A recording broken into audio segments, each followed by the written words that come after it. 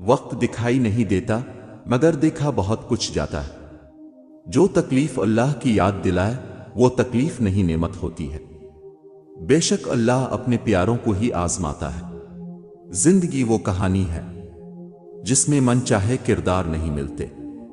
بعض رویوں کا مداوا رویہ ہی ہوتا ہے، الفاظ نہیں۔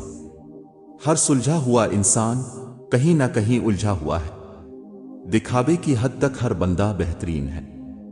لوگ اس دنیا میں ہر چیز بہتر سے بہتر چنتے ہیں سوائے لفظوں کے، اور قرآن دلوں کو سکون بخشنے والی کتاب ہے۔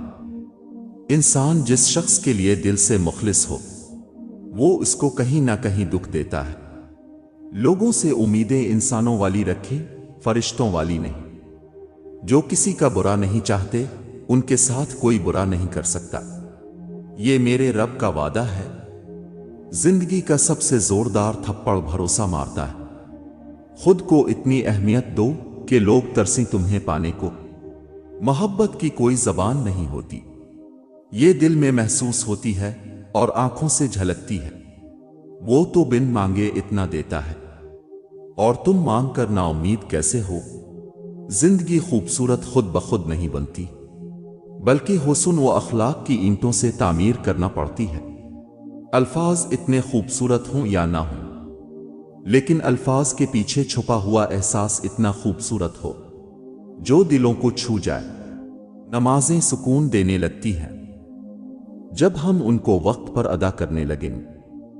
اللہ سے اصل محبت تو اس کے فیصلوں پہ راضی ہونا ہے، دل کی خواہش ہو یا نہ ہو۔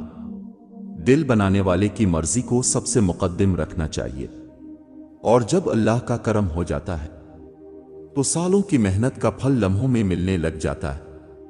سکون انسان کا کمال نہیں، رب کی عطا ہے۔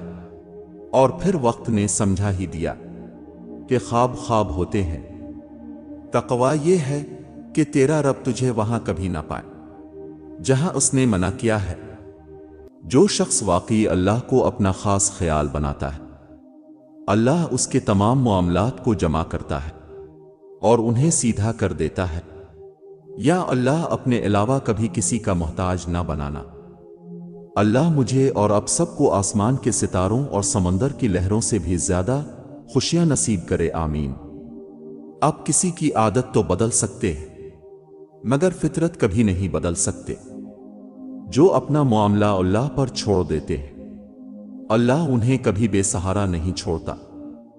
درود پاک پڑھنے والا شخص ایک ہی راستے پر چلے گا، اور وہ ہے جنت کا راستہ۔ ہم ہمیشہ نعمتوں کو اپنی نیکیوں کا انعام سمجھتے ہیں اور مصیبتوں کو گناہوں کی سزا۔ اس دنیا میں جزا بہت کم ملتا ہے اور اس میں بھی امتحان ہوتا ہے۔ نعمت شکر کا امتحان ہوتا ہے اور مصیبت صبر کا۔ ہماری بہت چھوٹی سی مگر خالص نیکی جنت میں جانے کا سبب بن سکتی ہے۔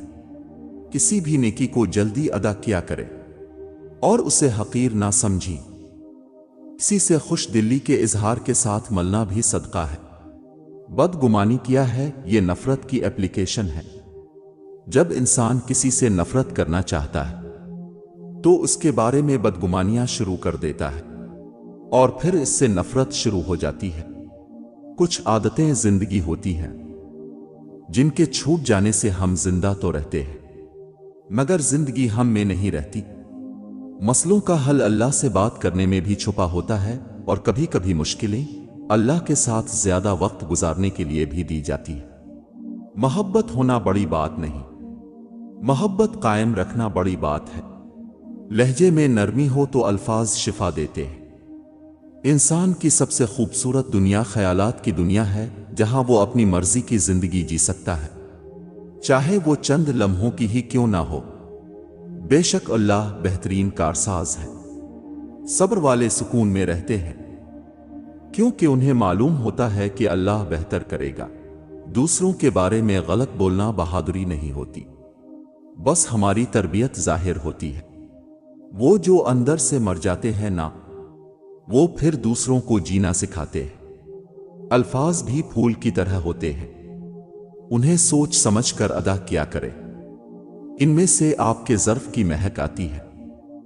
تعریف کے محتاج نہیں ہوتے اچھے لوگ، کیونکہ پھولوں کو کبھی عطر نہیں لگایا جاتا۔ جو لوگ